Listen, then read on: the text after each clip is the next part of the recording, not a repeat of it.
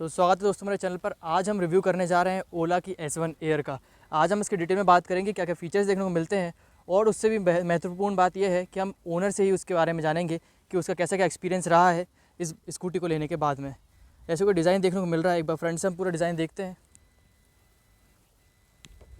तो यहाँ पर हमें ऐसा LED सेटअप देखने को मिलता है। LED बाकी पूरा वाइट कलर में बॉडी है, थोड़ा सा ब्लैक कलर का यूज़ किया है यहाँ पर नीचे की तरफ।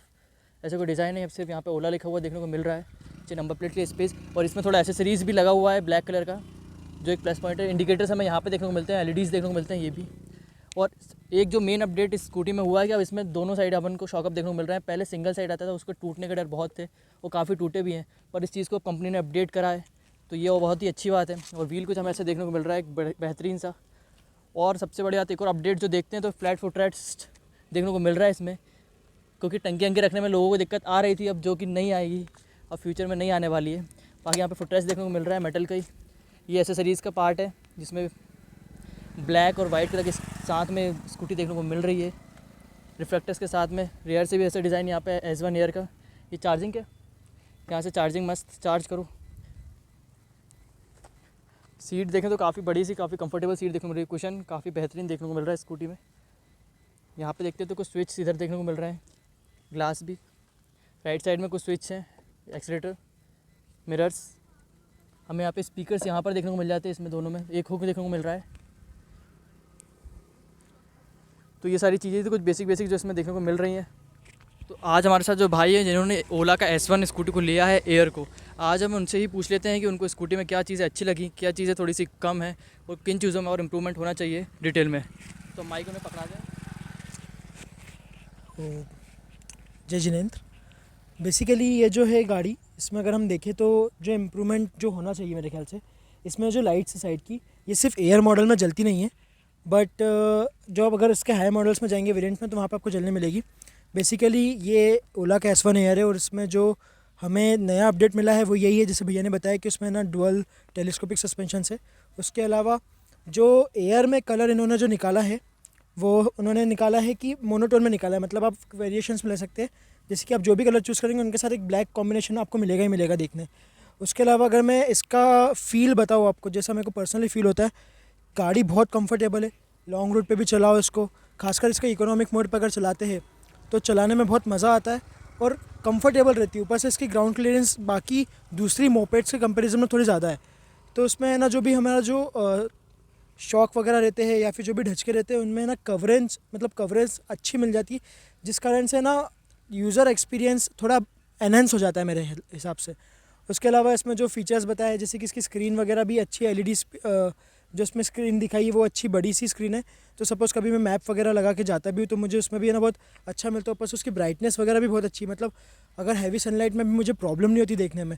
ऊपर से उसके बाद इन्होंने जो नया, मेरे को जो बेस्ट पार्ट लगता है जब मैं पीछे बैठता हूँ, तो जो इसका सपोर्ट होता है, जो हैंडल है मेटल का, इस पर मुझे बहुत अच्छा सपोर्ट मिलता है। उस कारण से है ना, ऐसा नहीं लगता है कि मैं गिर जाऊँगा या फिर थोड़ा अनकम्फर्टेबल हो जाऊँगा, खासकर जब हैवी ढचके होते हैं। तो ये मेरा अभी तक का यूज़र एक्सपीरियंस। अलावा इसमें स्पीकर्स और साउंड क्वालिटी भी अच्छी है, जबकि उसमें सिंगल स्पीकर है, उसके बाद भी उसका साउंड क्वालिटी बहुत अच्छा है। और इसमें एक जो मेजर अपडेट ये है कि इसमें आप है ना कॉल पे बात भी कर सकते हो। इसमें यहाँ पे 2 माइक्स भी दिए हुए। इन माइक से थ्रू सपोज़ कोई कॉल आ रहा है और आपका फ़ोन कनेक्टेड है, तो आप डायरेक्ट गाड़ी के थ्रू बात कर सकते हो, जो कि मुझे एक बहुत पोर्टेबल फीचर लगा, और मुझे इस फीचर से तो सबसे ज़्यादा खुशी है अभी तक में। उसके बाद लाइट्स में इसमें है ना 2 लाइट्स है। एक इसमें सेफ्टी लाइट्स भी दी है, जैसे कि कार में होती है, अगर आप इसको ऑन कर देंगे तो सारी लाइट्स एक साथ ब्लिंक होने लग जाएगी, जैसे अभी ब्लिंक हो रही है। यहाँ पे आप देख सकते हैं कि सारी लाइट्स एक साथ ब्लिंक हो रही है आगे पीछे, जिससे है ना सपोज़ आपकी गाड़ी कभी कहीं रुक गई है तो आप ये चीज़ देख पाएंगे कि मतलब आप इससे एक इंडिकेटर बना सकते हैं, ताकि एक्सीडेंट होने के चांसेस कम हो जाते हैं, और क्या पता शायद कोई हेल्प में भी आ जाए। तो ये एक फ़ीचर है इसमें सेफ्टी लाइट्स का। या ठीक है, तो अब ये बात जान लेते हैं कि आपको चार्ज करने में कितना टाइम लगता है इस ओला को, घर पर अगर आप चार्ज कर रहे हैं तो, या कभी आपको बाहर भी चार्ज करने की ज़रूरत पड़ी? बाहर तो मैंने ऐसा अभी तक टेस्ट नहीं किया किसी भी चार्जिंग स्टेशन पर जाके चार्ज करने को, लेकिन जब तक मैंने इसको नॉर्मली घर पे चार्ज किया तो अप्रॉक्सीमेटली इसने 5 आवर्स लिए। कभी कभी जैसे कि मेरे मीटर में वोल्टेज फ्लक्चुएशन हो जाता है, तो इसका जो बैटरी है वो एक उसमें फ़ीचर है कि वो है ना कट कर देगा कनेक्शन। तो उस कारण से मेरी गाड़ी बहुत बार हुआ है कि मतलब बच गई है वोल्टेज फ्लक्चुएशन से। उसके अंदर एक इनबिल्ट अडोप्टर ऐसा उन्होंने बिल्ड किया है, तो उस कारण से कभी कभी लग जाता है टाइम। लेकिन अगर वोल्टेज फ्लक्चुएशन नहीं हो रहा है ज़्यादा तो उस बेसिस पे तो गाड़ी 5 आवर्स में चार्ज हो जाती है। इसके बूट स्पेस से तो मैं जनरली बहुत खुश हूँ, क्योंकि जनरली मेरा कोई भी जिम का बैग हो गया बड़ा सा, या फिर कोई भी लैपटॉप बैग हो गया, कुछ भी होगा, अगर मेरे पास कोई हैवी सामान है तो वो भी इसके अंदर आ जाता है। तो इसका बूट स्पेस तो बहुत अच्छा 34 लीटर्स का बूट स्पेस है, जो कि कंपनी क्लेम करती है, एंड आई गेस होगा भी। सो बूट स्पेस इसका बहुत अच्छा, और मैं बहुत खुश हूँ इसके बूट स्पेस से। तो देखिए गाइज़, अभी तक के जितने भी थे ये सारे हमने पॉजिटिव्स कवर कर लिए गए हैं इस स्कूटी के बारे में, पर अब हम कुछ नेगेटिव्स भी जान लेते हैं, क्योंकि नेगेटिव्स जानना भी बहुत ज़रूरी होता है हमारे लिए। अगर आप भी ओला लेने की सोच रहे हैं तो हमारी वीडियो से आपको एक परफेक्ट गाइडेंस मिलना चाहिए कि क्या आपको ये लेना चाहिए या ना लेना चाहिए। तो वो सारी ही बातें थी, पॉजिटिव्स हम कवर कर चुके हैं S1 एयर के। अब नेगेटिव्स की बारी है, तो हम ओनर के हाथों ही जान लेते हैं कि क्या क्या नेगेटिव्स हैं और कैसी क्या परेशानी जो उनको फेस करनी पड़ गई थी। जी, एक्चुअल में जब इसका फर्स्ट डे था गाड़ी का, जैसे ही मैं इसको शोरूम से लेके आया था, शोरूम से लेने के बाद ही मुश्किल से जब 5 किलोमीटर चली थी गाड़ी, उसी बीच है ना, मतलब मैंने जब रेड सिग्नल पे, ट्रैफिक सिग्नल पे गाड़ी को रोका था, उसके बाद वो है ना ऑटोमेटिकली मैं किसी काम से उतरा था और मैं उस बीच मैंने लॉक कर दी थी।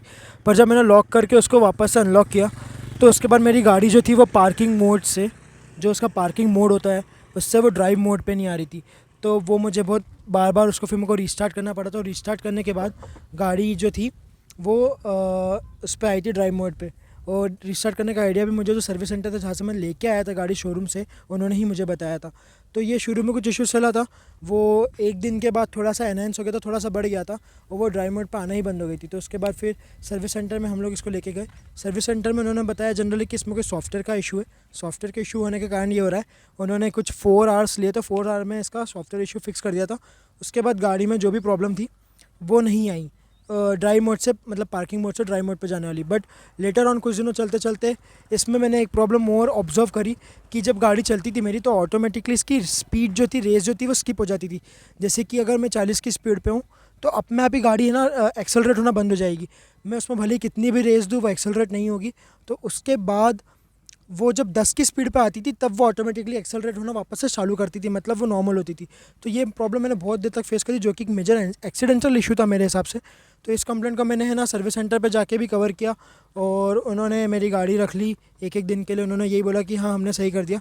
ऐसा करके 2-3 बार उन्होंने मेरी गाड़ी रखी, पर वो इशू कभी फिक्स नहीं हो पाया। तो जब फाइनल लास्ट टाइम जब मैं गाड़ी लेके गया था तब ये चीज़ मैं क्लियरली बता के आया था। और उसके बाद फिर मेरी गाड़ी का एक डिटेल इंस्पेक्शन किया था उन लोगों ने, जिसमें पता चला था कि इसमें कोई थ्रॉटल का इशू है, और उसकी कोई मेन केबल वायर है जिस कारण से जो पावर है वो कट ऑफ हो रहा है। तो उन्होंने वो सारे इश्यूज़ को फिक्स कर दिया था। पर उसके बाद से मुझे अभी तक कोई इश्यूज़ में नहीं आया है। उसके बाद से मेरी गाड़ी बहुत अच्छी चल रही है, और मैं बहुत खुश हूँ उसके बाद से। और सबसे अच्छी बात मुझे ये लगी कि स्टार्टिंग में भले ही उनका उन्होंने जो मेरे को एक एक्सपीरियंस दिया था वो थोड़ा ख़राब था, लेकिन बाद में जब उन्होंने मेरे को अच्छे से इसको सही करके दिया तो उसके बाद मेरा एक्सपीरियंस जो था वो बहुत अच्छा है। और हाँ, उनकी सर्विस भी मुझे अच्छी ही लगी, क्योंकि मेरा रिकमेंडेशन ये है कि इलेक्ट्रिक में ये वाली जो प्रॉब्लम है स्पीड स्किप करने वाली है, जनरली अधिकतर इलेक्ट्रिक्स में आ रही है। तो देखिए, अभी तक आपने इसके पॉजिटिव्स एंड इसके नेगेटिव्स दोनों ही जान लिए हैं। डिटेल में भाई ने बता दिया है क्या इसके अच्छाइयाँ हैं और क्या बुराइयाँ हैं। अब अगर 1 वर्ड में हम इनसे पूछते हैं कि क्या आज के टाइम पे कोई ओला S1 एयर लेना चाह रहा है तो उसको लेनी चाहिए या नहीं? मेरे ख्याल से तो जो भी आज का रिवॉल्यूशन जैसा चेंज हो रहा है, ट्रेंड चेंज हो रहा है, उस हिसाब से इलेक्ट्रिक व्हीकल पे लेना चाहिए। और मैं यही बोलूँगा कि अगर आपका बजट अच्छा है और आप सही में लेना चाहते हैं तो आपको ओला लेनी चाहिए, क्योंकि एट दी एंड इसका यूज़र एक्सपीरियंस मुझे बहुत अच्छा लगता है। सो मेरे हिसाब से तो लेनी चाहिए, गो फॉर इट। और आप अगर चलाएंगे तो आपको मज़ा भी बहुत आएगा, क्योंकि जो उसकी ग्राउंड क्लियरेंस है और उसके अलावा जो एक चलाने में जो एक मज़ा है, जो स्मूथनेस है, वो आपको है ना किसी भी पेट्रोल गाड़ी या नॉर्मल गाड़ी में नहीं मिलेगी। तो लेना चाहिए।